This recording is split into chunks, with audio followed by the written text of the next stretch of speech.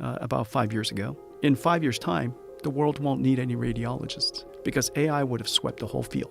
Well, it turns out AI has swept the whole field. That is completely true. Today, just about every radiologist is using AI in some way. What's ironic, though, what's interesting is that the number of radiologists has actually grown. And so the question is why?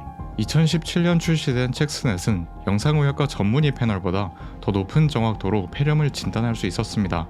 10만 장 이상의 흉부 X선 이미지를 학습시킨 모델은 속도도 빠르고 무료이며 일반 소비자용 GPU에서도 실행 가능했죠. 그 이후로 루닛 같은 회사들은 인간보다 더 높은 정확도와 속도로 질병을 감지할 수 있는 모델을 출시했습니다. 실제로 IDX-DR은 의사가 영상을 판독하지 않고도 작동할 수 있도록 승인되었죠. FDA 승인을 받은 방사선 모델은 700개가 넘고 이는 전체 의료 AI 기기의 4분의 3을 차지합니다.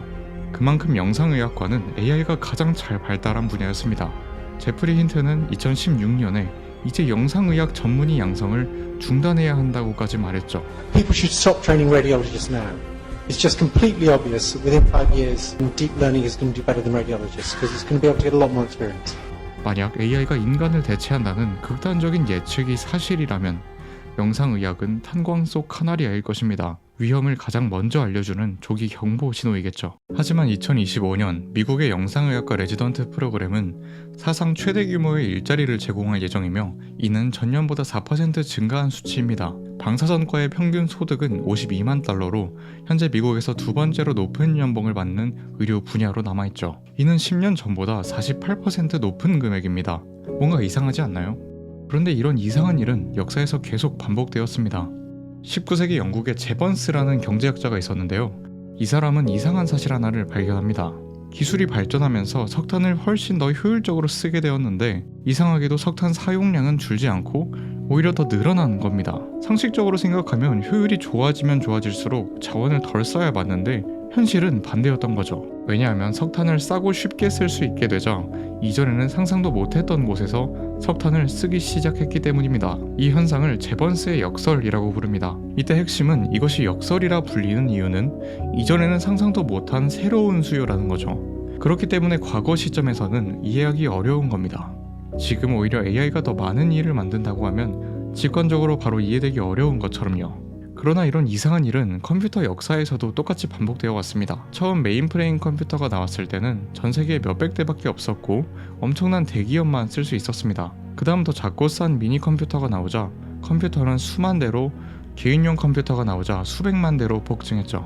컴퓨터가 싸질수록, 그러니까 효율적이어질수록 사람들은 덜 쓰는 게 아니라 오히려 더 많이 쓰는 것을 선택했습니다. 맨 처음 메인프레임 컴퓨터가 나왔을 때 지금처럼 우리가 컴퓨터를 쓸 거라곤 감히 합리적으로 상상할 수 있었을까요? 소프트웨어도 마찬가지였습니다. 1970년대에는 대기업이 아니면 회계나 고객관리 같은 복잡한 소프트웨어를 아예 쓸 수가 없었습니다.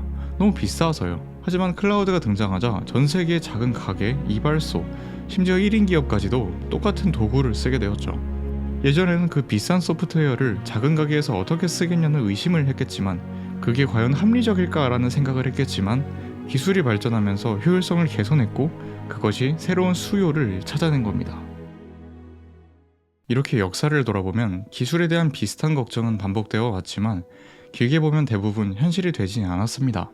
디자인 툴과 광고 자동화가 등장했을 때도 마케팅 일자리가 사라질 것이라 했지만 실제로는 광고를 할 수 있는 기업 자체가 늘면서 장기적으로 일자리는 오히려 증가했던 거죠. 기술이 일을 없앤 것이 아니라 일을 할 수 있는 사람과 회사의 수를 늘렸기 때문입니다.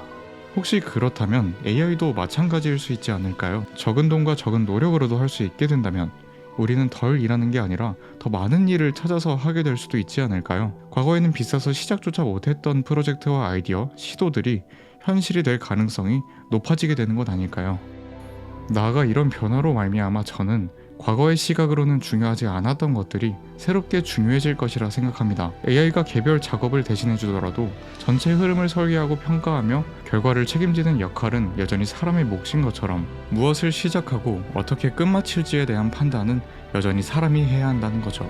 지금까지 우리는 생산성이라고 하는 것을 주어진 일을 잘 마치는 것으로 생각했습니다. 심지어 그렇게 교육받아 왔고요. 그러나 다가오는 시대의 생산성은 새로운 방향을 찾고 문제를 발견하며 기존과 다른 관점으로 평가하는 것은 아닐까요? AI가 직업을 절대 빼앗지 않는다는 단순한 낙관은 아닙니다. AI는 계속 발전할 것이고 많은 영역에서 인간보다 뛰어나질 것입니다. 단기적인 과정에서의 소음도 있을 수 있겠죠. 그러나 그것이 그대로 영원히 인간이 할 수 있는 일이 없어지는 건 아닐 거라는 거죠. 오늘 다룬 과거의 사례들을 봤을 때 효율성이라고 하는 것은 일을 없애기보다 새로운 일을 시작하게 만들어 왔으니까요. 결국 이 이야기들은 우리에게 한 가지 질문을 남깁니다. 당신은 기술로 무엇을 하고 싶으신가요? 그 답이 있다면 AI는 당신을 더 바쁘게 만들 것입니다. The prediction was, in fact, 30 million radiologists will be wiped out. But as it turns out, we needed more. And the reason for that is because the purpose of a radiologist is to diagnose disease, not to study the image. The image study is simply a task in service of diagnosing the disease. And so now, the fact that you could study the images more quickly and more precisely without ever making a mistake and never gets tired, you could study more images. And so the number of tests that people are able to do increases. And because they're able to serve more patients, the hospital does better. They have more clients, more patients.